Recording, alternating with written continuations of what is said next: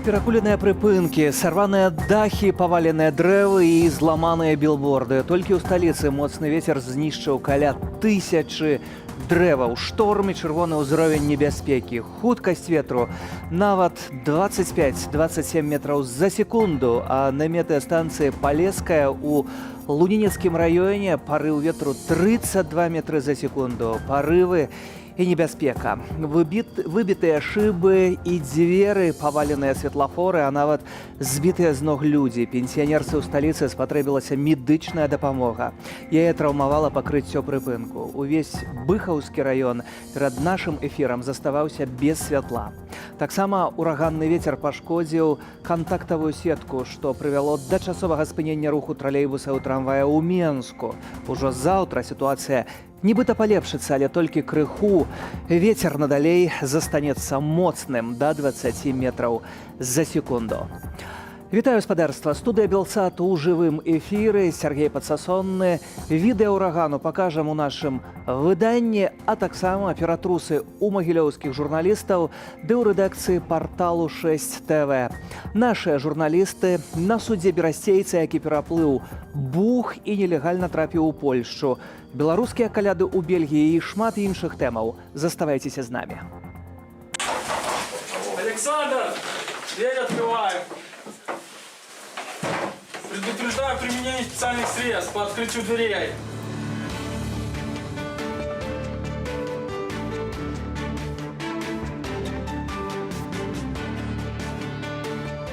Как я провел новогодние праздники, меня объявило в розыск белорусское КГБ.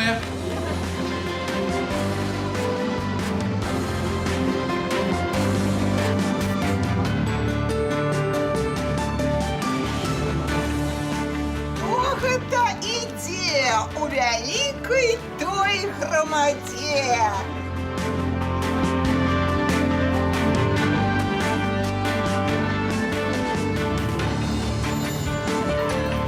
Мы, белорусы Бельгии, решили в этом году возобновить эту традицию.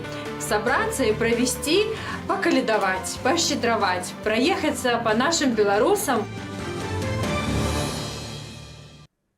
Сённяшні дзень спадарства пачаўся з ператрусаў у магілёўскіх журналістаў. Гэтак званыя сілавікі прыйшлі да Барыса Вырвіча, гэта бялынічы, Яўген Глушкоў, Алесь Сабалеўскі, таксама рэдакцыя магілёўскага парталу 6 ТВ. Пад ператрусам кадры абсалютна жахлівыя, якія можна было пабачыць, бо ўсё валяецца, ўсё раскідана, невядома, навошта гэта патрэбна рабіць, як гэта выглядала і што вядома пра лёс магілёўскіх журналістаў ужо цяпер з галоўным рэдактарам 6tv.by. Зміцер Салаўёў з намі на сувязі. Вітаю вас. Вітаю. Спадару Зміцер, якая апошняя інфармацыя, бо мы ведаем, што не было сувязі з журналістамі, ці сувязь з'явілася, што мы ведаем? Сувязь з'явілася, дзякуй Богу, все на волі, вышлось только допытам, патрымалі іх там некалькі гадзін, але адпусцілі. Ну, відавочна, канфіскавалі всю магчымую тэхніку. Што тычыцца гэтых ператрусаў, то вось гэтыя кадры, пра якія я гаварыў, которые мы таксама маглі ўсе бачыць, дзе у вашай рэдакцыі ўсё параскідвана. Чаму менавіта ў такой форме гэта робіцца? Гэта дзеля таго, каб паказаць, застрашыць і яшчэ што? Ну, я лічу, што гэта элементарнае помства, бо эти люди, у них не стае інтэлекту нормально змагацца на, скажем, професійным журналісцкім полі, бо показывае статистика, что мы успешнее нават беларускі мясцовы тэлеканал.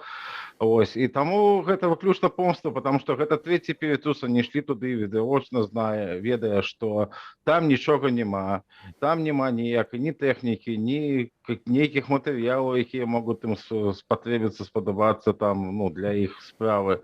І гэта было выключна вот нанесенне просто шкоды, выключна помста такая, скажем, каб можа застрашыць, каб можа яшчэ нейкія, я ж не ведаю, якія іх думкі, ну, цяжка влезці ў галаву, вот, калі людзі вот так себя паводзяць, то бишь, ну, калі не пачыналі яшчэ некалькі гадоў просто замазвання там девочек у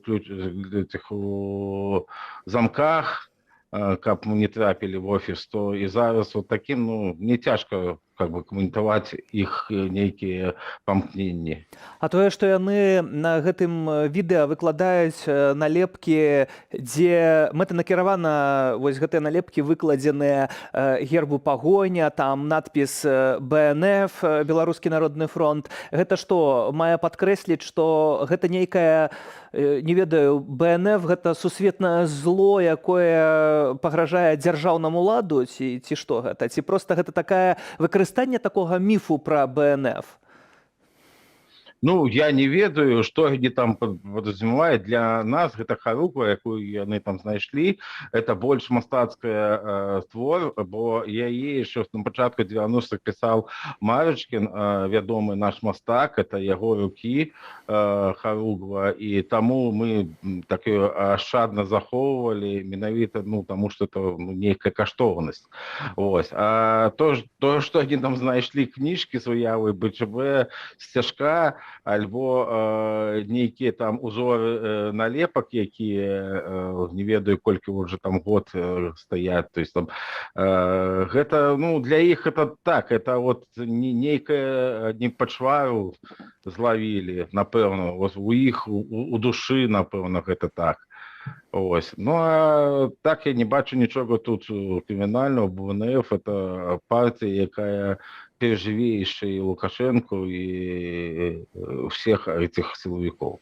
І герб пагоні таксама, хаця сёння ў Віцебску аказалася, што тло, фон герба пагоні перамалявалі на гербе Віцебску з белага на зялёны. Думаюць, што калі перамаляваць колеры, то хіба стаўленне людзей да гэтага адразу нейкім чынам можа змяніцца, што абсалютна абсурдна.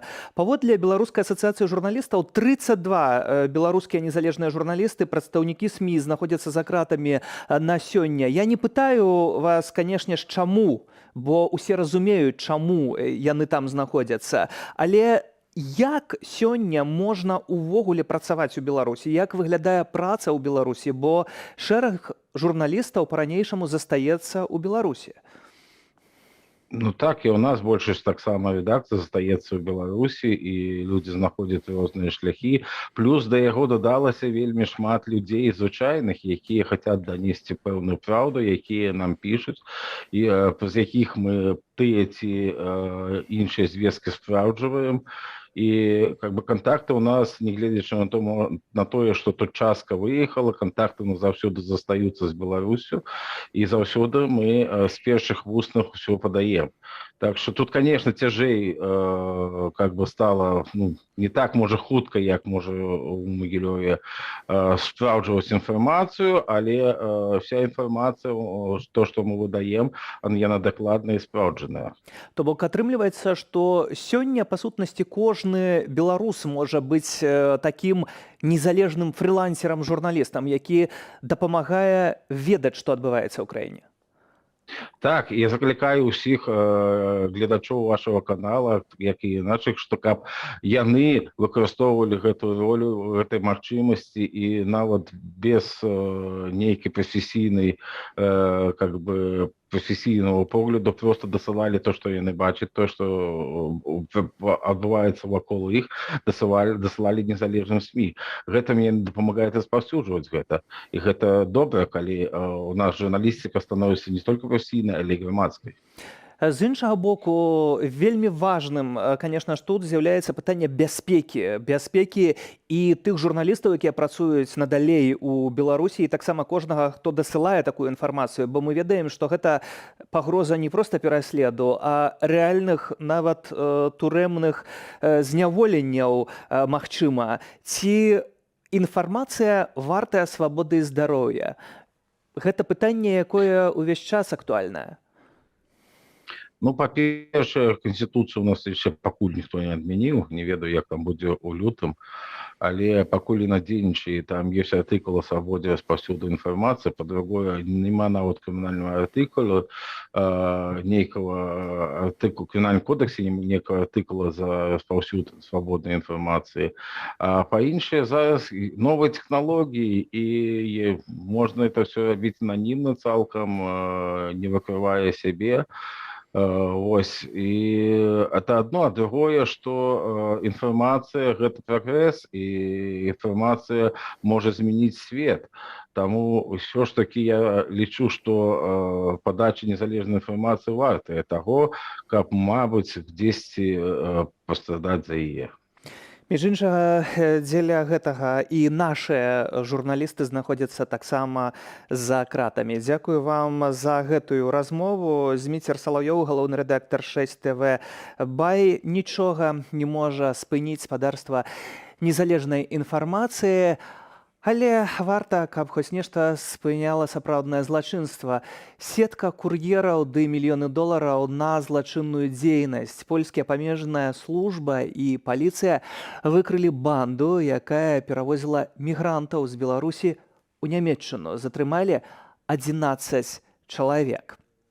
Злачынная група дзейнічала з верасня 2021 года на Падляшшы. Частка групоўкі працавала ў Варшаве.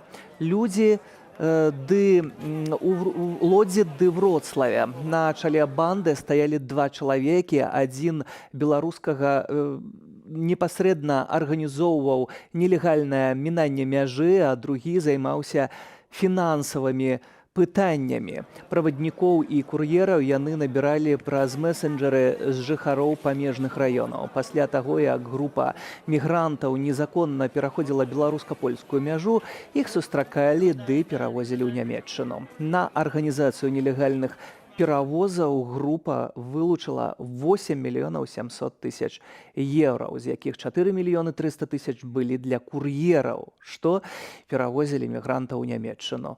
У раскрыцці банды польскім службам дапамаглі калегі з Еўраполу. І застаемся спадарства ў Польшчы. У раённым судзе Белай Падляскай пачаўся разгляд крымінальнай справы палітычнага уцекача з Беларусі 32гадовага Віталя Л., які нелегальна перасек мяжу ў Польшчы, пераплыўшы Буг, і 2 ягоных знаёмых, якіх следства лічыць памагатымі Віталя. У судзе мужчына распавёў, што ў Беларусі зазнаў пераслед. Пры ператрусе у яго забралі пашпарт, а пасля падалі ў вышук. Таму нелегальнае перасячэнне мяжы, па словах Віталя, было адзінай магчымасцю не патрапіць за краты. Я участвовал в протестах, потому что я не мог смотреть на это насилие. Я был обычным гражданином, законопослушным. Я много работал, я имел свою семью и дом, но когда увидел это насилие, эту несправедливость, я не мог остаться в стороне. Поэтому я участвовал в протестах, во всех видах акциях, пытался хоть как-то помочь. Я ни у кого ничего не украл, я никого не убил, я просто хотел выразить свое мнение. Но, как оказалось, люди мыслящие, люди, которые идут за правду, в нашей стране они не нужны. Ко мне, мой дом штурмовали 2 бригады ОМОНа как террориста, хотя в жизни я не имел ни привода в милицию, не имел каких-то тюремных заключений.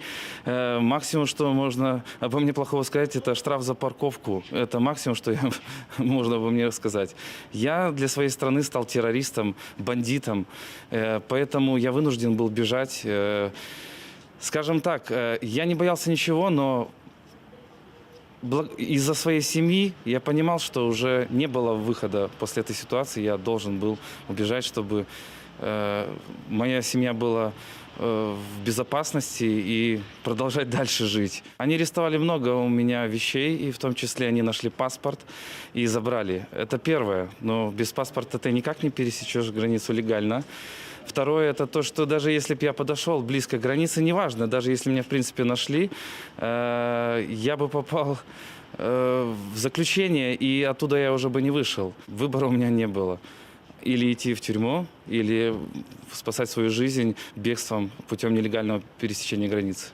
Это было страшно, потому что это не то, чтобы сходить в магазин. Переплыть реку, возможно, быть застреленным на границе, задержанным на границе. Это страшно. Это можно... Я рисковал жизнью. Я оказался на польском берегу. Я был счастлив, думал, что я в безопасности. Но так получилось, что вокруг меня было болото. Я не мог выбраться. Я переживал снова за свою жизнь, так как возвращаться в реку было страшно. Вперед болото было тоже неизвестно как. Естественно, что в минуты этого страха мне хотелось бы, чтобы кто-то был близко возле меня, кто-то знал и хотел сказать о том, что я жив и где я нахожусь. Я, естественно, позвонил своим друзьям, чтобы они знали обо мне. Мне никто не помогал в пересечении границы, и уж никак они не помогали. Я не хотел бы своим инцидентом говорить о польском государстве, о польском правительстве, что так относится к белорусам, белорусским беженцам. Это в моем понимании, эта система не может быть идеальна. Соответственно, есть такие винтики, как люди, которые работали в тот день на границе, польские пограничники, плюс прокурор, это просто некомпетентность их. Я не борюсь сейчас с польскими пограничниками, со всеми польскими пограничниками. Более того, я за польских пограничников. Я также вместе с поляками их поддерживаю в этой борьбе против терроризма, извините, со стороны Беларуси. Потому что это иначе никак не назовешь. Беларусы, якія ўцякаюць па палітычных прычынах з нашай краіны, гэткіх людзей тысячы. І таксама ўзнікае яшчэ адно вельмі важнае пытанне: а што з хатнімі гадаванцамі, якія былі побач цягам гадоў, месяцаў, сабакі, каты і іншыя жывёліны, бо яны таксама перажываюць траўму, і яны таксама робяцца ахвярамі і закладнікамі пераследу і гэтага самага рэжыму. І вось запрацаваў адмысловы партал Run Dog Run. Журналісты Віктор Контар і Ірына Арахоўская яго арганізавалі, а ў чым сутнасць, ужо цяпер з Ірынай паразмаўляем, бо яна ў студыі. Вітаю. Вітання. Як выглядае праца гэтага Run Dog Run? Што гэта за партал, на што ён скіраваны? Гэта такая асобная старонка ў інтэрнэце, і таксама мы ёсць в соцсетках в інстаграме. Мы там збіраем гісторыі беларусаў, якія вымушана з-за палітычных прычынаў уцяклі за мяжу. А галоўным образам нашы гісторыі о іх гадаванцах. Яны галоўныя героі. Галоўныя героі, таму што гэта і твая персанальная гісторыя, бо я ведаю, што доўгі час ты таксама чакала на прыезд сабакі. Так, ты патрапіў у кропку, так было, так і нарадзіўся праект, бо я была ў Польшчы, цяпер я ўжо больш за год тут, але калі я ўжо вырашыла, што мне прыйдзецца застацца, я стала думаць, як перавозіць маю сабаку. Ён стары, ён не мог ляцець, і тады ўжо нельга было проста любому чалавеку перасекчы мяжу з Польшай.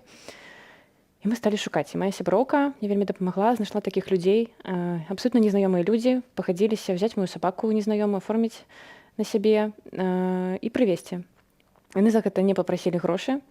Вось, і нейкім сэнсе гэта праект я прысвяціла ім, таму што яны вярнуліся ў Беларусь і іх пасадзілі. Яны палітычныя вязні цяпер. Ты два чалавекі. Людзі, якія дапамаглі, уласна, і табе, і твайму гадаванцу. Ці шмат ужо сабрана такіх гісторыяў? Мы пакуль сабралі 6, але мы маем шмат такіх гісторый. Нам трэба толькі час. Вось. І гісторыі ўсё цікавей і цікавей. І, напэўна, гэта таксама гісторыі, у якіх не толькі ёсць хэпі-энд, але ёсць шмат болю. Шмат болю, сапраўды. Адна наша гераіня прывезла прах свайго кота. Мы вельмі здзівіліся, калі знайшлі гэту гісторыю, але потым апынулася, што такіх гісторый некалькі існуе. У нас толькі адна такая. У дзяўчыны у дзень, калі быў самы вялікі пратэст, у Беларусі памёр кот, а дзяўчына-валанцёр на Акрэсціна, яна перажыла шмат болю, шмат траўмы. Пасля такога ўздыма эмацыйнага, у яе памер кот. Яна вымушана была выехаць таксама за мяжу і папрасіла прывезці свайго знаёмага кота, прах-кота. Яго прывезлі ў выглядзе кавы. Межнікам сказалі, што это кава. Вось, гэта такая, ну, сапраўды, была адна з самых балючых гісторый. Я вельмі рада, што наша гераіня падзялілася, она вельмі шчырая, вельмі адкрытая.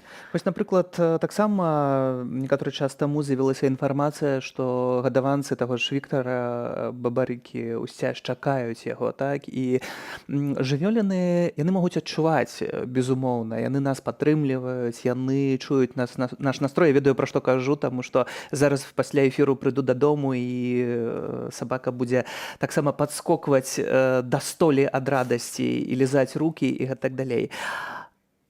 Як у гэтай сітуацыі ім немагчыма растлумачыць, што адбываецца з іх гаспадарамі, але мы таксама бачым, што яны перажываюць гэты боль, яны перажываюць гэтую траўму. Як ім дапамагчы? Ну, сапраўды, я думаю, што жывёлы яны і разумеюць стан гаспадара эмацыйны, бо ну, мне падаецца, відавочна, яны жывуць разам. Вось. Як дапамагчы? У меня няма адказа. Есть адказ толькі любіць і не пакідаць іх, тому што это сапраўды это частка сям'і. Напэўна, калі ўсё будзе добра, то тыя людзі, якія апынуліся за кратамі, выйдуць і яны вернуцца да сваіх гадаванцаў, але вельмі важна ў гэты час, каб знайшліся тыя, хто заапекуецца, хто заменіць на некаторы час, так, гэтых самых гаспадароў. Да некаторых, як у тваім выпадку, прывязуць гэтых гадаванцаў праз мяжу, і гэта таксама была вялікая радасць. Як гэта выглядала? Ну, я думала, што гэта, я ж вельмі чакала гэтага. Я думала, што это будзе як з такіх відэа, дзе амерыканскія вайскоўцы вяртаюцца, і сабака там проста зносіць увесь дом, радуецца. Ну, вот я так сабе ўявіла, што я прям чакала гэтага моманту. Прыгатавалася амаль што відэа здымаць. Конечно, так. Калі шчыра, я так і хацела зняць відэа, але так разгубілася ў апошні момант, што нічога не запісвала. Але сабака быў вельмі застрасаваны, і ён доўга дабіраўся, ён стары. І, конечно, было ўсё не так. Ён проста падашоў, вільнуў хвастом, адвярнуўся, ён 3 дні проста ляжаў, і, ну, і мы цалкам этот контакт наладжвалі, вельмі доўга наладжвалі контакт новы. Сапраўды мы проста забылі адзін аднаго. Таксама ў гэтым праекце, калі я праглядаў вашу старонку Randog Run, пабачыў не толькі сабакаў, там, каты, але таксама ёсць і нават трусік. Да, ёсць у нас трусік, класны герой, і яго таксама не вельмі звычайная гісторыя. Мы не ведаем, ён быў у Беларусі, ці яго ўжо взялі в Польшчы, взяла дзяўчына, якая ўцекла з Беларусі таксама, і яна з нейкіх прычынаў жыллёвых, хутчэй за ўсё, не змагла яго больш утрымліваць. І яна знайшла яму новых гаспадароў. Вот мы былі ў гэтых... Але дзяўчына беларуска. Беларуска, так. Таксама этого гісторыя в Польшчы ад беларусаў да беларусаў патрапіў. Крол, гэты трусік, патрапіў у вельмі добрыя рукі, бо асабіста ведаю гэтую сям'ю таксама і ведаю гэтага трусіка. Напэўна, нас цяпер глядзяць па гэтаму. Прывітанне трусіку і прывітанне гаспадарам. Махаем з эфіру Белсату ўжо цяпер. Якія планы ў гэтага праекту, што далей? Насамрэч, мы пакуль не ведаем, што далей. Мы хацелі паглядзець, як ён запусціцца, як пойдзе, но нам падабаецца, як ён ідзе, і калі шчыра, ну, мы атрымліваем асалоду ад працэса. Вось. Напэўна, мы будзем працягваць. З'явяцца новыя цікавыя гісторыі, так, ужо неўзабаве? Ну, думаю, да. Таму што зараз сталі шмат адгукацца людзей, якія кажуць, о, мы таксама хацім, і у нас такая гісторыя ёсць і такая. Я нават ведаю, што перавозілі каней. Спадзяюся, мяне не адмовяць. Таксама гэтыя гісторыі з'явяцца на гэтай старонцы. То бок, ёсць кароткае апісанне гісторыя і фотасесію, якую ты сама робіш. Так, і потым здымкі мы аддаём людзям. Так, каб іх была памяць, бо жывёлы з намі, на жаль, не так доўга. І яны вельмі важнае месца таксама займаюць у нашым жыцці. Дзякуй, Ірына, за гэтую размову і дзякуй за гэтую справу, бо Жывёліны таксама хатнія гадаванцы вельмі і вельмі важныя ў нашым жыцці. Ірына Арахоўская, журналістка спадарства, якая завітала да нас, і разам з журналістам Віктарам Контарам яны зрабілі праект Run Dog Run. Заахвочваю шукаць у сеціве і таксама чытаць гэтыя гісторыі і іншыя, якія будуць з'яўляцца ўжо неўзабаве. Праз год пасля затрымання і вось стартавала кампанія салідарнасці з праваабаронцам і журналістам Андрэем Аляксандравым і ягонай сяброўкай Ірынаю Злобінай. Ініцыятары кампаніі брытанская арганізацыя Index on Consorship і Article 19, якія бароняць свабоду слова і у якіх раней працаваў палітвязень. Все были в шоке, когда узнали про то, что ему грозит сейчас до 15 лет за государственную измену. Он, кажется, был первым именно из правозащитников и медиаработников, который получил эту статью. Андрей помогал очень многим людям, платил штрафы за тех протестующих активистов, правозащитников, которые эти штрафы получали и были не в состоянии за это заплатить, и за это его именно и привлекают. В самом начале, когда они были задержаны, его бывшие коллеги, его друзья из Великобритании запустили сайт freeandreyandIrina.org, и там освещали эту историю и сразу начали собирать сбор подписей с петицию, чтобы их освободить. И в годовщину именно их задержания 12 января наши две организации решили всем напомнить об этой истории и всех призвать к солидарности с Андреем и Ириной в соцсетях. Мы создали хэштеги, мы создали картинки, которые можно распространять с их фотографиями. Мы не остановимся, пока они не будут освобождены. Потому что мы уверены, что Андрей сделал бы то же самое для каждого из нас. А ў нашай традыцыйнай рубрыцы «Жыве» мы ўзгадваем кожнага палітвязня. На сёння ў Беларусі праваабаронцы прызналі 980 палітзняволеных. 3 тыдні таму ў Менскім абласным судзе агучылі прысуд у крымінальнай справе супраць 4 анархістаў, далі ад 18 до 20 гадоў зняволення. Сярод іх Дмітрый Разанович, актывіст анархісцкага руху, якому далі 19 гадоў змоцненага рэжыму паводле абвінавачванняў у тэрарызме і незаконных дзеянняў у дачыненні да агнястрэльнай зброі. Палітвязень застаецца ў няволі ў сталічным СІЗА нумар 1. Памятайма, вялікае падтрыманне для палітвязняў – гэта вашыя лісты.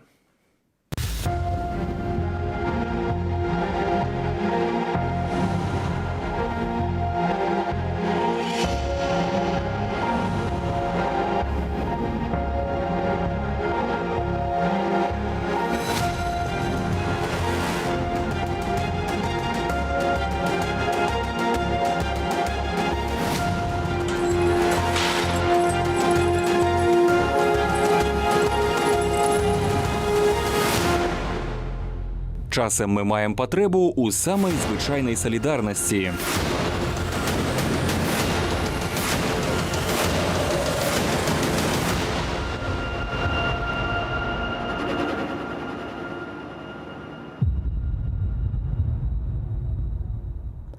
Палітычныя вязні і іх лёс, безумоўна, гэтая тэма на першым месцы, а таксама шляхі вырашэння палітычнага крызісу ў Беларусі і іншыя тэмы Яны гучалі спадарства ізноў і ізноў. Гэтым разам у Берліне, куды накіраваўся кіраўнік народнага антыкрызіснага ўправлення Павел Латушка, і ён ужо цяпер з намі на сувязі. Вітаю, спадар Павел. Напэўна, распавядзеце пра падрабязнасці, якія сустрэчы ў Берліне і што вы там робіце. Добрый вечер, рада вас витать. Ну, прежде всего, это уже очередная поездка в Берлин. Главная тема – это связано с тем, что в Германии появилось новое правительство, новое коалиционное соглашение, которое было подписано в прошлом году. Новое правительство начинает работу. Для нас очень важно представить позицию демократических сил, Народного антикризисного управления. Мы находимся вместе с Владимиром Остапенко, с другими членами внешнеполитической команды Народного антикризисного управления, представить позицию о возможных дальнейших шагах и содействия со стороны как Европейского Союза, так и нового правительства Германии в разрешении ситуации, которая сложилась в нашей стране. Гэта гучыць дастаткова агульна. А якія канкрэтныя справы вы абмяркоўваеце? Ці гучыць, напрыклад, пытанне універсальнай юрысдыкцыі, ці яна ўрэшце рэшт пачне працаваць? Бо гэта тое, што некаторы час падымаецца ў Нямецчыне. Ну, прежде всего, если мы посмотрим на коалиционное соглашение, которое было подписано правящими партиями в Германии, у нас состоялись встречи практически со всеми представителями этих партий, в том числе и с оппозиционными партиями. Это и партия «Зеленых», это социал-демократическая партия, свободная партия. Как раз-таки, если проанализировать это коалиционное соглашение, там очень четко прописаны направления деятельности нового правительства Германии. Прежде всего, это, конечно, поддержка демократических сил Беларуси, гражданского общества в Беларуси. Это требования по освобождению политических заключенных, добиваться освобождения политических заключенных, использование инструментов санкций, в том числе экономических и финансовых санкций. Также там прописано противодействие возможным планам России, связанным против нашей страны, лишением нашего суверенитета или независимости, созданию угрозы независимости Беларуси, а также проведение демократических выборов в нашей стране. И это как раз-таки стало основой всех тех встреч, которые, порядка 15, наверное, за эти 2 дня мы провели в Германии. Очень важно отметить, что со стороны именно новых властей Германии очень большой интерес к контактам, как в Бундестаге, так в Министерстве иностранных дел, так и в ведомстве канцлера. Главная тема, которая обсуждалась, это, конечно, те 3 инструмента, о которых мы говорили ранее. Непризнание Лукашенко в качестве президента, это признание его уголовным преступником, а также всех лиц, которые содействуют в совершении преступлений. 3 – это санкционная политика, а также угрозы со стороны России.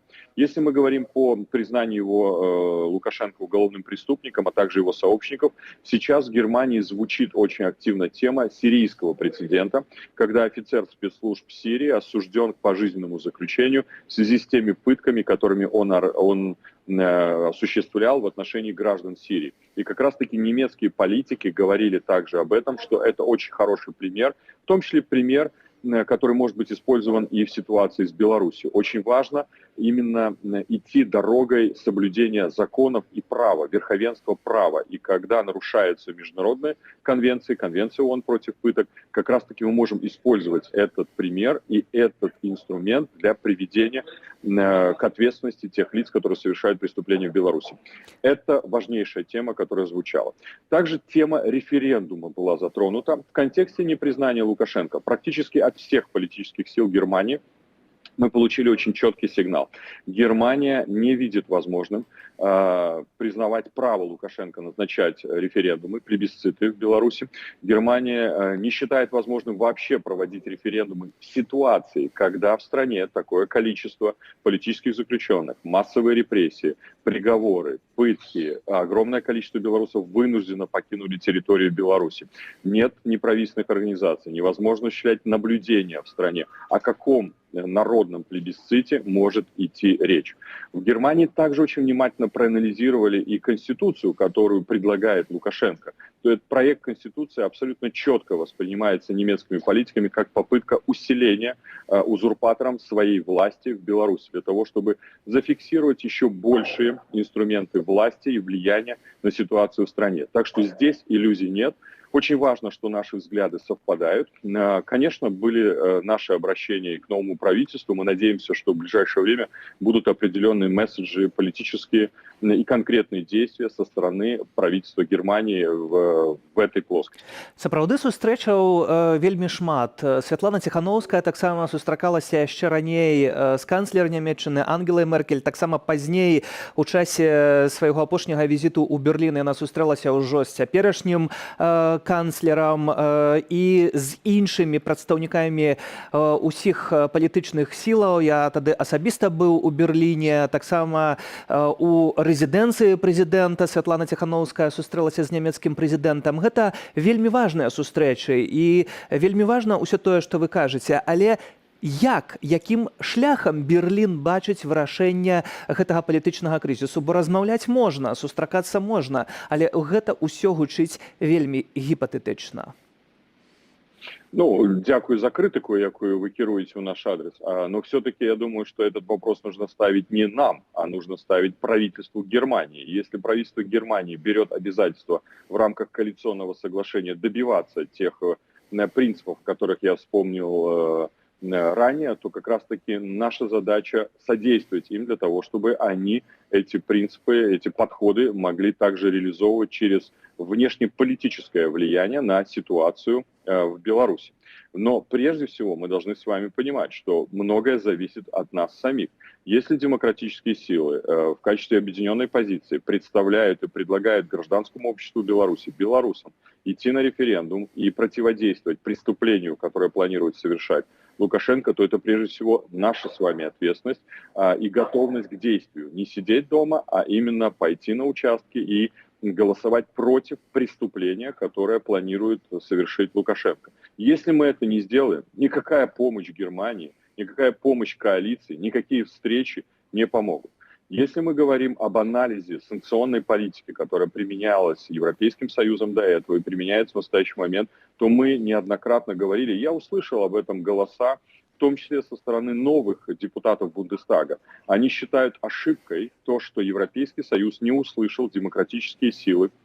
И, кстати, наша команда еще в 2020 году очень активно ставила тезис о необходимости быстрых, эффективных, сильных санкций в отношении режима Лукашенко. Тогда, когда белорусы были на улицах. Тогда, когда еще был возможен массовый протест.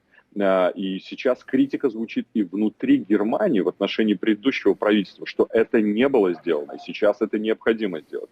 Да, если мы говорим про уголовные преступления, то речь идет о том, что есть независимая судебная система, есть независимая прокуратура в Германии, которая рассматривает эти 10 уголовных дел. Но очень важен и политический месседж, политический посыл со стороны нового правительства, что это является стратегической целью, когда право и закон будут превалировать. Да, не хватает воли политической, и об этом мы говорим, что сейчас, например, в правительстве, в коалиции правительства Германии зеленые играют очень ключевую роль. И как раз-таки партия зеленых выступает за приоритетность соблюдения прав человека. Если это приоритет в этой партии, значит необходимо начинать конкретные действия по тем конкретным уголовным делам. Но при всем уважении, я не прокурор Германии, я не министр иностранных дел Германии. И это решение за них я не приму.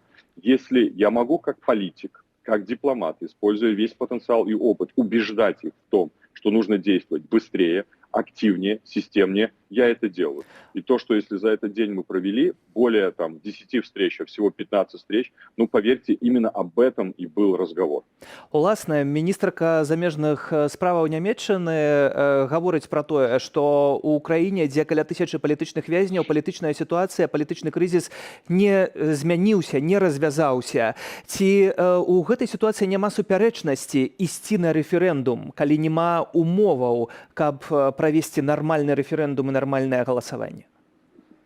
Является ли противоречием то, что мы будем с вами сидеть на диване и смотреть над тем, как очередных белорусов, и вот сегодня мы как раз приводили пример, что если откроем любой телеграм-канал, очередной обыск, очередное задержание, очередной приговор, который выносится в нашей стране, мы можем просто дальше сидеть в квартирах и смотреть, как очередных людей увольняют с государственных учреждений, с частных компаний, только за то, что они подписались за Виктора Бабарыка, только за то, что они выступали против насилия. Мы можем просто сидеть и ждать, когда придет очередь коли мы за нами. пойдем на Когда мы референдум, соглашаемся, что мы будем пленными. коли мы Если пойдем мы на пойдем референдум, значит для нас перестанут это арестовывать? возможность показать свою волю. Ну тогда, еще раз говорю, мы можем с вами встречаться на эфирах и только заниматься вот этими разговорами.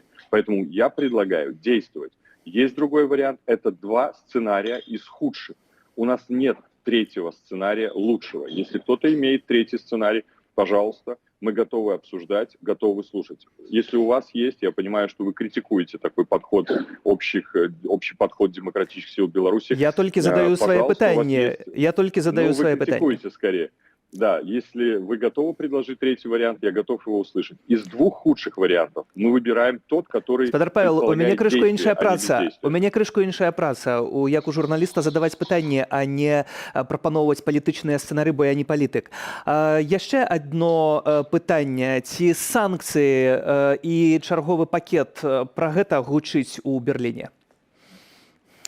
Этот вопрос обсуждался, но пока у нас нет информации о том, что в настоящий момент начата какая-то разработка 6-го пакета санкций.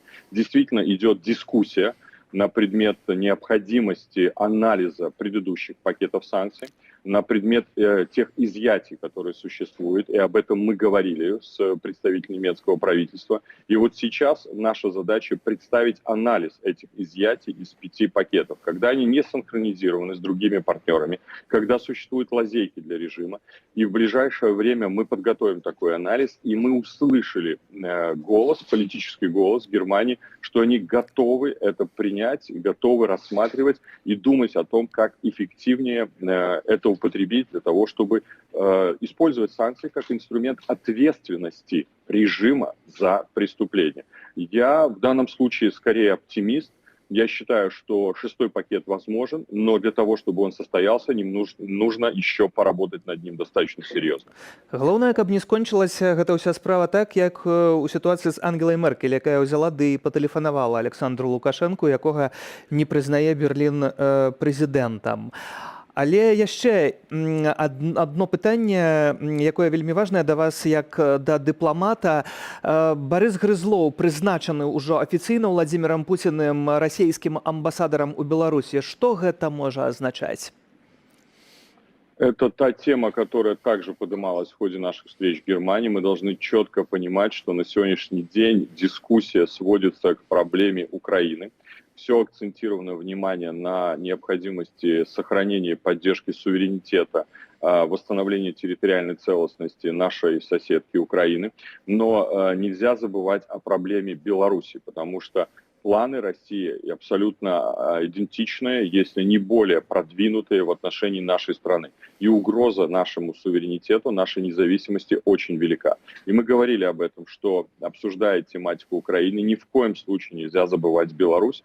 Сегодня существует фактически треугольник. Это Россия, Украина, Беларусь, которая должна быть в повестке. И это мы также услышали на встречах в Комитете по международным делам Бундестага Германии, на встречах в Министерстве иностранных дел Германии. Да, я говорил неоднократно, у нас есть с вами завышенные ожидания от европейских политиков на то, как они должны действовать. У них есть заниженное желание использовать тот инструментарий, который они имеют в своем распоряжении. Наша задача демократических сил – попытаться выйти на максимальное эффективное использование тех инструментов, которые обладают европейские страны, в том числе и Германия. Но Германия сегодня, если будет принимать решения, прежде всего в рамках общеевропейской политики. Но вес Германии ключевой. И как раз-таки очень важно, что мы услышали, что новые партии в правительстве говорят о необходимости корректировки политики предыдущего правительства на предмет Беларуси, в отношении Беларуси более эффективной, более принципиальной, если хотите, более жесткой политики. Я надеюсь, что за этими словами последуют и действия. Наша задача их в этом убеждать. Но еще раз говорю, никто, кроме нас, не решит эту проблему. Если мы можем в этой сложной ситуации действовать, то мы идем на референдум и действуем. Если у нас есть другие возможности, мы должны использовать любую возможность бороться с этим ужасным режимом в нашей стране. Спадар Павел, яшчэ адзін момант напрыканцы сёння. Гэта так званыя, канешне ж, беларускія міратворцы АДКБ вярнуліся з Казахстану у Мачулішчы. І вось гэты момант Александр Лукашенко дэманструе свету, што па сутнасці АДКБ можа дапамагчы. Ці вайна з боку Беларусі для Украіны гэта таксама небяспека? Ці гэты момант разумеюць у Берлине? Я думаю, что недостаточно, может быть, не настолько акцентировано. Пришлось, наверное, говорить об этом и говорить достаточно откровенно. Мы должны понимать, что сценарий может выглядеть следующим образом. Создание через полезного идиота, которым является для России Лукашенко, деструктивных моментов, дестабилизирующих моментов на линии государственной границы Беларуси и Украины, для того, чтобы спровоцировать конфликты на границе, используя в том числе и афганский элемент, направление афганских беженцев к границам Европейского Союза, Польши, в том числе Украины, дестабилизация ситуации в треугольнике Украина-Польша, для того, чтобы спровоцировать ситуацию, создать как бы видимость возможной контрдействий со стороны НАТО в отношении Беларуси, что даст повод для России ввести войска на территорию Беларуси. Одним из поводов это, конечно, являются ближайшие учения. В последующем может быть вот как раз-таки эскалация этой ситуации. Мы об этом говорили. Говорили, что если Беларусь теряет свой суверенитет и независимость, если это становится квазигосударством, завтра угроза в отношении Украины еще более возрастут. Поэтому нельзя ни в коем случае из повестки дня исключать тематику Беларуси. Очень важно, чтобы она дальше продолжалась. Да, есть проблема, что сейчас в Европе немножко подзабывают Беларусь. Так вот, как раз-таки эти встречи направлены на то, чтобы о нас не забывали, помнили, и чтобы за этим шли конкретные действия. І дзеля гэтага ёсць палітыкі, як Павел Латушка, як Святлана Ціхановская і іншыя, якія нагадваюць увесь час пра Беларусь. Дзякуй вам за гэтую размову. Кіраўнік Народнага антыкрызіснага ўправлення Павел Латушка пра вельмі сур'ёзныя палітычныя сустрэчы спадарства ў Берліне.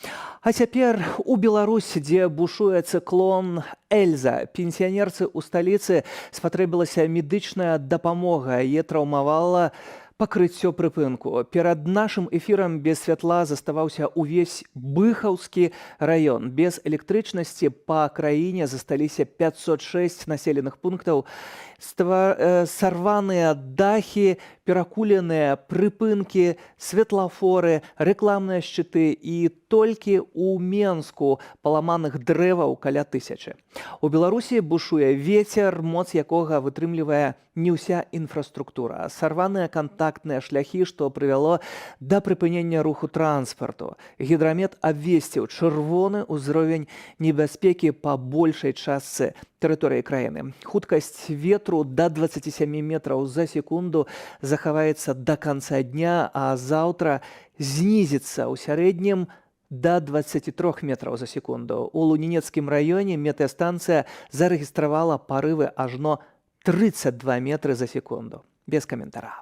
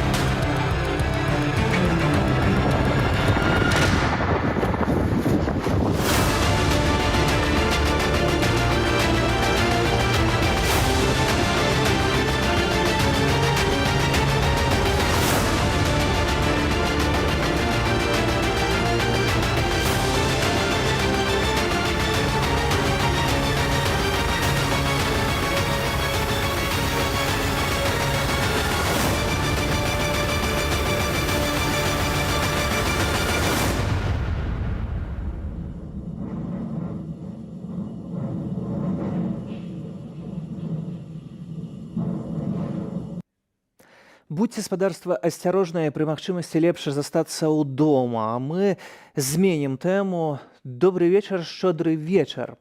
Актывісткі беларускай дыяспары Бельгіі у калядных вобразах ды з песнямі наведалі дамы сваіх суайчыннікаў.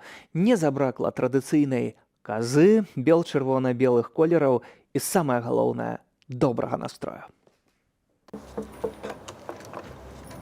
Хто гэта ідзе у вялікай той грамадзе? Шчодры вечар! Шчодры вечар, добры вечар. Мы выпраўляемся да ўсіх беларусаў, якія пражываюць у аколіцы ў нашай, і мы хочам іх павіншаваць з гэтым вечарам. Мы хочам пажадаць ім усяго самага найлепшага, што можна пажадаць на гэты год. Добры вечар, добру хату, на каляды мы прыйшлі. Я коза нарадная, колядная, добрая, нарадная. Поколядовать, пощедровать, проехаться по нашим белорусам, поздравить всех с Новым годом.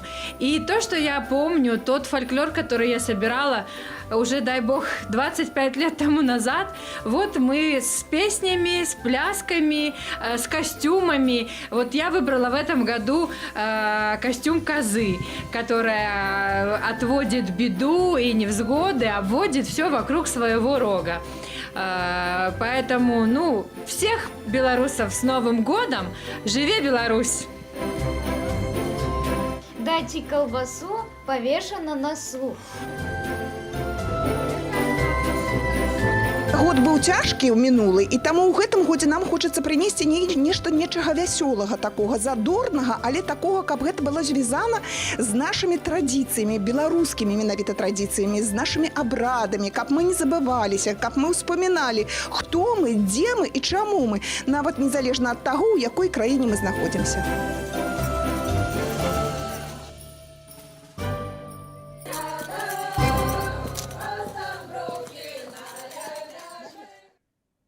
І, спадарства, яшчэ адна апошняя інфармацыя. Палітзняволенай Вользе Маёравай перакваліфікавалі частку крымінальнага артыкулу. Ёй пагражае да 25 гадоў зняволення ці нават пажыццёвы тэрмін. У лісце да сына палітзняволеная Ольга Маёрава напісала, што чакае прысуд па трэцяй частцы артыкула 289 крымінальнага кодексу, а гэта тэрарызм.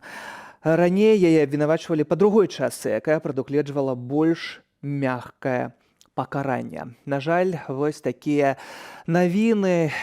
Гэта тыя палітвязні, якія апынуліся за кратамі. 980 чалавек на сёння прызнаныя праваабаронцамі, але таксама тысячы беларусаў самымі рознымі шляхамі уцякаюць з нашай краіны. Адзін з іх гэта спадар Віталь з Берасця, які пераплыў Буг у Польшчу, быў затрыманы, і сёння у Белай Падляскай адбыўся суд у гэтай справе. Таксама у гэтым судзе фігуруюць і сябры, знаёмыя 32-гадовага Віталя Л.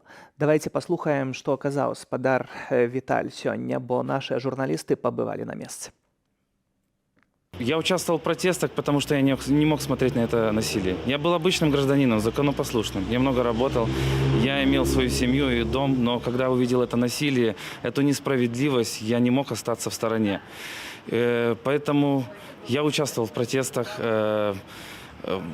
во всех видах акциях, пытался хоть как-то помочь. Я ни у кого ничего не украл, я никого не убил, я просто хотел выразить свое мнение.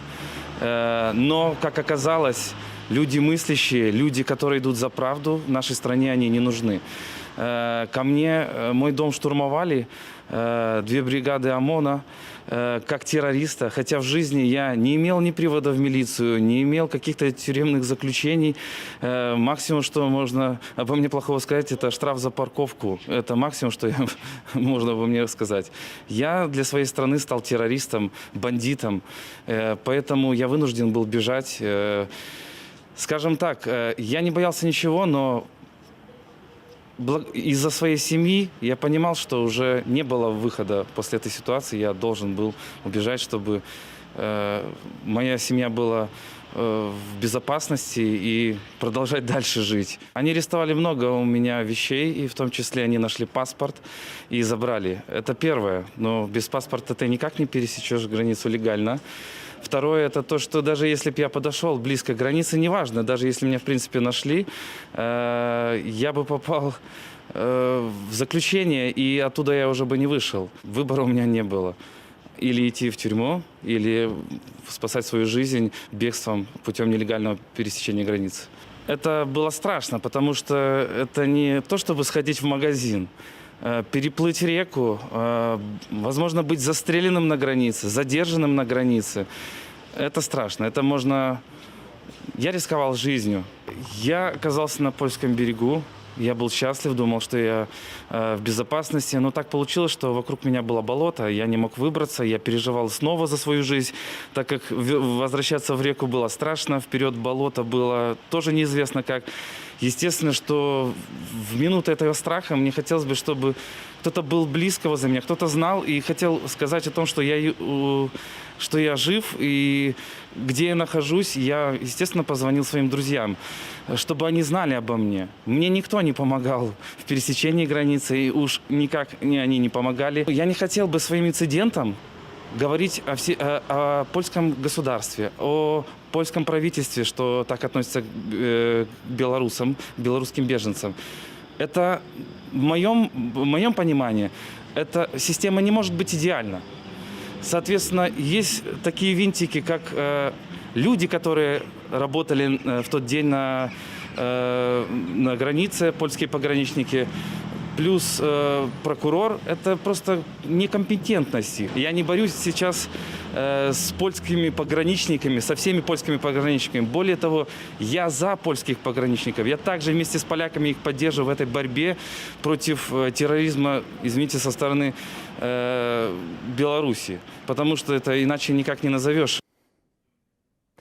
Не дзіўная гаспадарства справа, бо ў Беларусі працягваецца палітычная зачыстка грамадзянскай супольнасці, і не толькі кожны выпадковы чалавек можа трапіць за краты. Сённяшні дзень, з таго, з чаго мы пачыналі сённяшні эфір, пачаўся з ператрусаў у магілёўскіх журналістаў Яўген Глушко, Алесь Сабалеўскі, Барыс Вырвіч з Бялынічаў, ну і рэдакцыя магілёўскага партала 6 ТВ. Гэта тыя месцы, куды ўвайшлі тыя асобы, да каго прыйшлі самыя раніцы, гэтак званыя сілавікі. І вось апошняя інфармацыя, якую падаюць праваабаронцы з горадні. На месцы у прытулку для жывёлінаў затрыманая валанцёрка Вольга Макарэвіч. Яе адвезлі ў міліцыю. Будзем, безумоўна, сачыць за яе лёсам, як гаспадарства сочым за лёсамі кожнага чалавека, якога затрымліваюць і пераследуюць з палітычных прычынаў. У студыі сёння для вас працаваў Сергей Падсасон. Застаньцеся з Белсатам, бо наперадзе інфармацыйнае падсумаванне дня у аб'ектыве. Ну і таксама заўтра наш адмысловы стрым, а ў нядзелю выніковае выданне «Тыдзень». Дзякуй за сёння. Напрыканцы крыху адпачынку ад праблемаў і палітыкі. Шчаслівы птушыны дзень. Кавярня, у якой жывуць больш за 100 рознакаляровых птушак, адкрылася ў Бангкоку. Гэта месца для тых, хто хоча пасябраваць з пернатымі, адчуць казытанне іхных дзюбаў і даведацца пра асаблівасці іхных характараў. Перадусім у кавярні жывуць папугаі. Ёсць таксама салаўі, какаду, качкі і кураняты. Што чакае наведніка у матэрыяле без каментара. Добрага вечара і выходных. Да сустрэчы ў эфіры.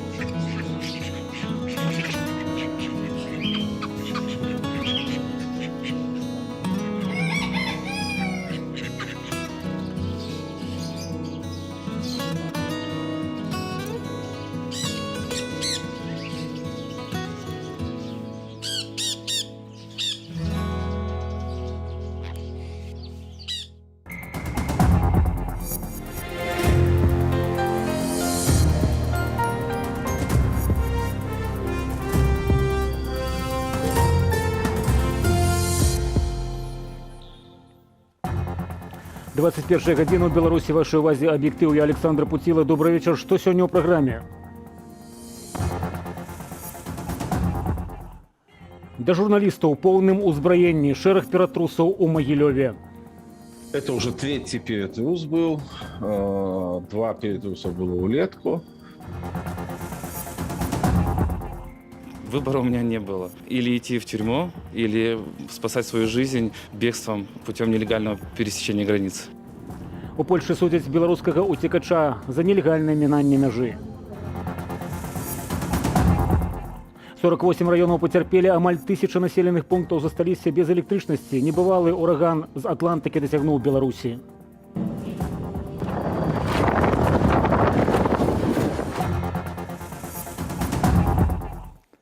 Хваля жорсткіх ператрусаў накрыла Магілёў. У дамы журналістаў-фрылансераў сілавікі ўрываліся са зброяй рана-рана, а дзверы былога офісу адкрывалі адмысловую тэхнікай. З падрабязнасцямі Ірына Дарафейчук. Милиция, дверь открываем. Сами не откроете, дверь будет вскрыта. Колени, Лёг! Лёг! Руки за голову! Гэта не затрыманне небяспечнага злачынца. Сілавікі з баявой зброяй раніцай уварваліся ў кватэру да магілёўскага журналіста Алеся Сабалеўскага. Падобныя ператрусы адбыліся ў журналіста Барыса Вырвіча і фрылансера відэааператара Яўгена Глушкова. У іх забралі ўсю тэхніку і дапыталі абодвух як сведкаў у крымінальных справах.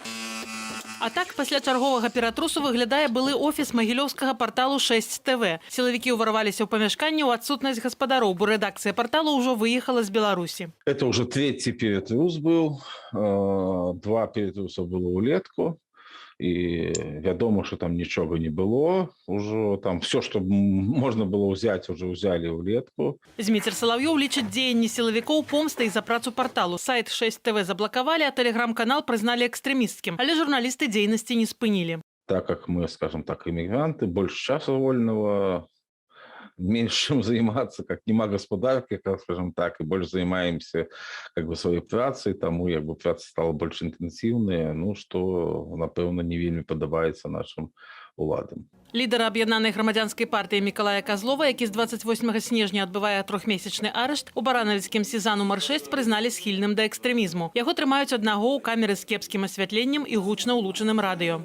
У него ожоги глаз остались после пребывания на окресте на прошлый раз, когда им вливали хлорку в камеру. И у него сейчас, видимо, на фоне вот этого плохого освещения ухудшилось зрение и ухудшилось самочувствие в этом отношении. Однако в осмотре ему отказали. Это означает, да, что это вот пытки, не оказание медицинской помощи. Не спыняюцца і затрыманні. Губазік затрымаў праграміста з Пухавіцкага району, які распрацаваў адмысловую мобильную аппликацию, которая содержит в себе информацию о товарах белорусских производителей, которые не рекомендовалось покупать. На так званым пакаянным відэа чалавек прызнае, што быў гатовы дапамагаць грашыма плану перамога. Знаете, как я провел новогодние праздники, меня объявило в розыск белорусское КГБ. Так беларускі комік Слава Камісаранка пачаў адзін з апошніх стендапаў у Киеве. Вы думаете, наверное, за что, да? За шутки. Представляете? Да, в обычных странах спецслужбы ловят террористов, а в Беларуси приколистов. Потому что в Беларуси приколист должен быть один. Падчас выступу Слава Камісаранка распавядае, як невядомы паведаміў яму, што сілавікі могуць вывезці коміка ў Беларусь. Ірына Дарафейчук, Белсат. Сетка кур'ераў ды мільёны долараў на злачынную дзейнасць. Польскія памежная служба і паліцыя выкралі банду, якая перавозіла мігрантаў з Беларусі ў Нямецчыну. Затрымалі 11 чалавек. Злачынная група дзейнічала з верасня 2021 года на Падляшшы. Частка групоўкі працавала ў Варшаве. Людзі Лодзі ды Вроцлаве. На чале банды стаялі 2 чалавекі. Адзін непасрэдна арганізоўваў нелегальнае мінанне мяжы, а другі займаўся фінансавымі пытаннямі. Праваднікоў і кур'ераў яны набіралі праз месенджеры, а жыхароў з местных раёнаў таксама набіралі да сябе. Пасля таго, як група мігрантаў незаконна пераходзіла беларуска-польскую мяжу, іх сустракалі ды перавозілі ў Нямецчыну. На арганізацыю нелегальных перавозаў група вылучыла 8 мільёнаў 700 тысяч еўраў, з якіх 4 мільёны 300 тысяч былі для кур'ераў, што перавозілі мігрантаў у Нямецчыну. У раскрыцці банды польскім службам дапамаглі калегі з Еўраполу. У суде Бялай Падляскай разглядаюць справу Віталя з Берасці, які быў вымушаны ўцякаць з Беларусі ад пераследу ўладаў, незаконна мінуўшы мяжу. Мужчына ні пра што не шкадуе, але разумее і польскі бок. Пры гэтым не прызнае сваёй віны і лічыць выстаўленыя яму абвінавачанні недарэчнай выпадковасцю. Працягне Марыля Дакуцька. Ратаваўся ад палітычнага пераследу ў Беларусі, апынуўся на лаве падсудных у Польшчы. У раённым судзе Белай Падляскай пачаўся разгляд справы берасцейца Віталя за незаконнае перасячэнне мяжы. Мужчына пераплыў Буг. Падчас мірных пратэстаў у 2020 годзе Віталь ладзіў у Берасці разнастайныя ініцыятывы, аб'ядноўваў вакол сябе людзей. У лістападзе 2020 года да яго прыйшлі з ператрусам, вынялі асабістыя рэчы і тэхніку, забралі пашпарт. Я для своей страны стал террористом, бандитом, поэтому я вынужден был бежать. По словам адвоката, в нашей стране нет права, и выбора у меня не было. Или идти в тюрьму, или спасать свою жизнь бегством путем нелегального пересечения границы. Летась у сакавіку Віталь пераплыў раку Буг і ў незабаве быў затрыманы памежнікамі разам з сябрамі, якія сустракалі яго на польскім баку. Меня допрашивали, на меня давили. Я, в принципе, понимаю, это их работа. Это неизвестно, кто я и так далее. Они имели право на это, они должны выполнять свою работу.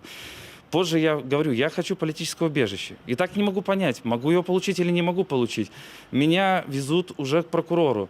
Прокурор мне грозит заключением, говорит, готов ли ты признать свою вину. Вины Віталь не прызнаў, і справу аб незаконным мінанні мяжы накіравалі ў суд. На першае паседжанне прыйшлі падтрымаць мужчыну і іншыя беларусы, што вымушана пакінулі радзіму. Я считаю, что это несправедливо, потому что человека другой возможности попасть в Польшу не было, его никто бы не выпустил, нет у человека паспорта, то есть задерживать человека, когда он спасает свою жизнь любыми возможными способами.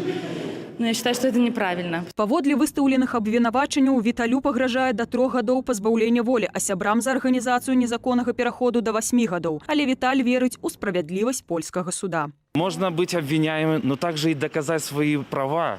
И я в это верю. Нежели в Беларуси, где прав ты или не прав, но если есть приказ сверху, ты будешь неправ. И, скажем так, это есть плюсы и минусы. Я, конечно, выбираю польский вариант, пускай эта буква закона соблюдается. Сваю сітуацыю мужчына лічыць выключным выпадкам, вынікам непаразумення з тымі польскімі памежнікамі, якія тады былі на службе. Працяг судовага паседжання адбудзецца 11 лютага. Марыля Дакуцька, Белсад. Новым амбасадарам России у Беларуси прызначылі Барыса Грызлова. Адпаведны указ падпісаў Владимир Путин. Напярэдадні асобу Грызлова узгаднілі з беларускім МЗС. Далучэнне Грызлова да расійскай палітычнай эліты звязваюць з імем ягонага аднакласніка, блізкага да Пуціна, цяперашняга сакратара Рады бяспекі Мікалая Патрушева. У возны час Грызлоў ачольваў фракцыю «Единая Россия», быў міністрам унутраных справаў, спікерам Дзяржаўнай думы, апошнім часам прадстаўніком Пуціна ў так званай кантактнай групе ў справе Украіны. Менавіта яму належыць славуты выраз «парламент» – гэта не месца для дыскусіяў. Раней Грызлоў некалькі разоў крытычна выказваўся і пра афіцыйны Менск. Цитата: «Мы не хочам, каб расійскія грошы ішлі не на рэальнае будаўніцтва саюзнай дзяржавы, а на стварэнне міфу, што яна ёсць. Ці аб тым, што Беларусь занадта доўга рыхтуецца да прызнання Абхазіі ды Паўднёвай Асеціі». Палітолагі характарызуюць Грызлова зусім не харызматычным, але вельмі паслухмяным выканаўцам. Урад Нямецчыны не паслабіць ціску на беларускі рэжым, наадварот, там зацікаўленыя ў тым, каб органы нямецкага правасуддзя пераследавалі беларускіх сілавікоў у Еўропе за здзейсненыя імі злачынствы супраць чалавечнасці. Пра гэта пасля сустрэчы з прадстаўнікамі нямецкіх партыяў распавёў кіраўнік народнага антыкрызіснага ўпраўлення Павел Латушка. Фактычна не атрымаецца уже бізнес as usual у сітуацыі з Лукашенко. Немагчыма паўтараць сітуацыю гандлю, калі Лукашенко затрымліваў, садзіў палітычных зняволеных, пазней уводзіліся санкцыі, а пазней ішоў гандаль. Адмена санкцый замен за вызваленне палітычных зняволеных. Мы казалі пра адзіную кнігу злачынстваў, якая ўжо ёсць і якую актывісты беларускія таксама вядуць. Мы казалі пра важнасць менавіта і выкарыстання сённяшніх прававых інструментаў краінаў, дзе беларусы заяўляюць аб фактах гвалту на адносінах да іх. Больш за 5000 прапановаў аб зменах у праект Канстытуцыі поступіла ад грамадзянаў, заявіла старшыня Савету Рэспублікі Качанова. Адна з прапановаў дазволіць Лукашэнку кіраваць Беларуссю да 80 гадоў. Тым часам тэлеграм-канал «Чэсныя людзі» паведамляе, што ў камісіі аб рэферэндуме пачалі прымаць былых сілавікоў. Як адбываецца абмеркаванне праекту асноўнага закону ў матэрыяле Антона Каменскага.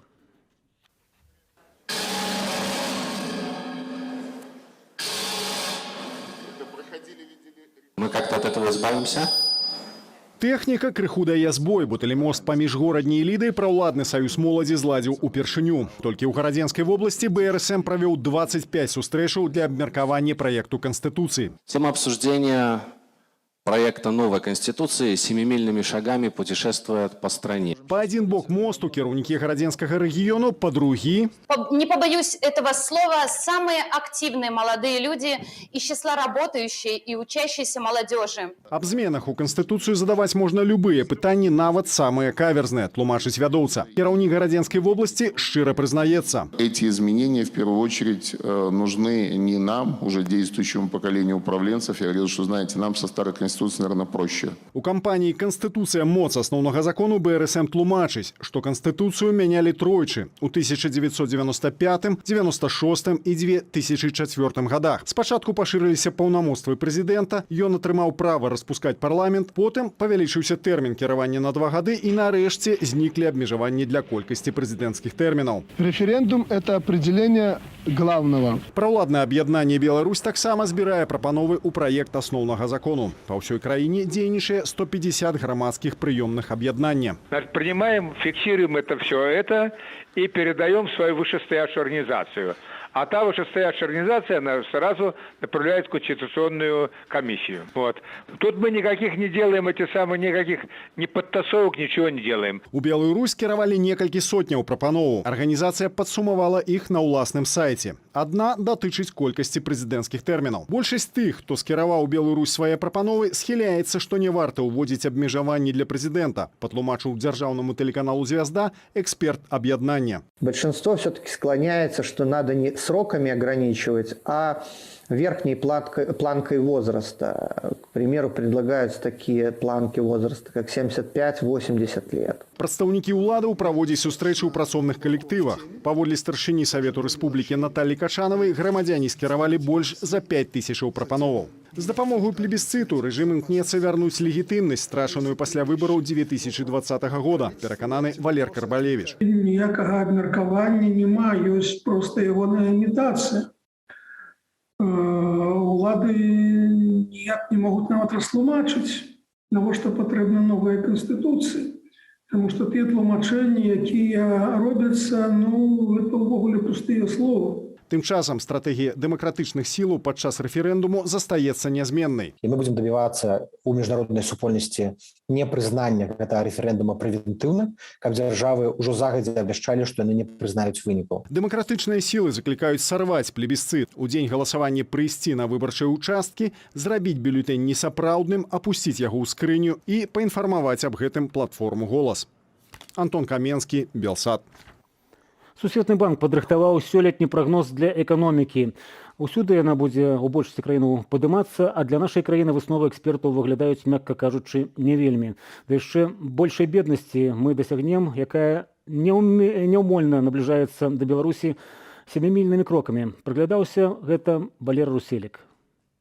Вы толькі не здзіўляйцеся, але жыць мы, беларусы, будзем яшчэ горш, чым сёння. Сусветны банк апублікаваў сёлетні прагноз для глобальнай эканомікі. Агулам эканамічныя паказнікі пагоршацца па ўсім свеце. Аднак за гэты год усе развітыя краіны дасягнуць поўнага аднаўлення вытворчасці. А вось краіны, якія развіваюцца, да ковіднага ўзроўню ў 2022 не дацягнуць, у тым ліку і Беларусь. Да таго ж нашая краіна застанецца адзінай у рэгіёне, чыя эканоміка не толькі не будзе расці, але і наадварот будзе падаць да мінус 2,8% за год. До 2023 года мы пачнем выбірацца з яміны, аднак будзем рабіць гэта марудней за многія краіны ў рэгіёне. Рост складзе 2,3%. Пры гэтым рост не зможа нават перакрыць узровень падзення эканомікі ў папярэднім годзе. То бок агулам 2 наступныя гады мы будзем жыць у мінус. Пры гэтым, калі адную з галоўных праблемаў для іншых развіваных краінаў Сусветны банк акрэслівае цяжар набраных запазычанасцяў, то для Беларусі куды страшнейшая адсутнасць інвестыцыяў, падкрэслівае эканаміст Леў Марголін і крытыкуе спробы айчынных прадпрыемстваў замяніць замежныя ўкладанні дзяржаўнымі крэдытамі. Калі гэтыя крэдыты бяруць беларускія прадпрыемствы, бяруць яны іх у беларускіх рублях, і бяруць у дзяржавы, то адказнасці ніхто за гэта не нясе. Гэта не прыватнае прадпрыемства, дзе, скажам, чалавек дастае з карману грошы і ўкладае іх у бізнес. А гэткіх унутраных запазычанасцяў таксама робіцца ўсё больш. Асноўныя флагманы беларускай эканомікі зноўку абнавілі рэкорды ў запазычанасцях. На стан 1 снежня 2021 запазычанасці буйных і сярэдніх кампаній у Беларусі склалі 163 мільярды 600 мільёнаў рублёў. Зрэшты, тлумачыць эканаміст Алексей Харкевіч, усе гэтыя мільярды яшчэ не катастрофа. І калі б у нас эканоміка расла, то мы маглі б выплаціць усе запозыченности. Мы не так уж много и должны.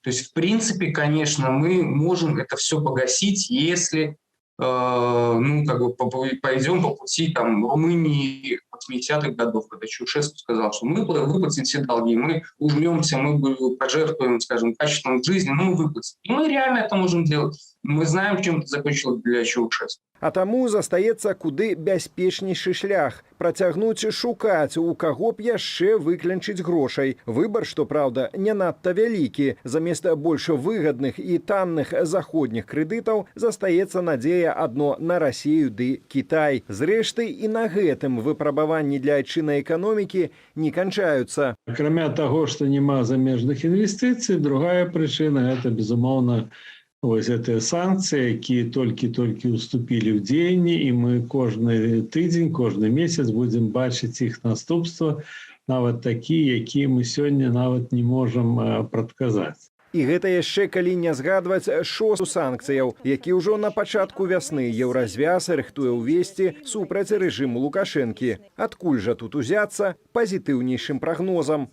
Валер Руселік, Белсат. Трапічны шторм Эльза, які сфармаваўся ў Атлантычным акіяне ўлетку мінулага года, дасягнуў Беларусі. Сёння, паводле інфармацыі Белэнерга, ураган пазбавіў электразабеспячэння 879 паселішчаў, а паводле МНС сарваў з прыпынкаў дахі, паламаў светлафоры і рэкламныя шчыты, перакуліў навагоднія ялінкі на плошчах. Хуткасць ветру дасягала 27 метраў, а заўтра знізіцца ў сярэднім да 23 метраў за секунду. Без каментара.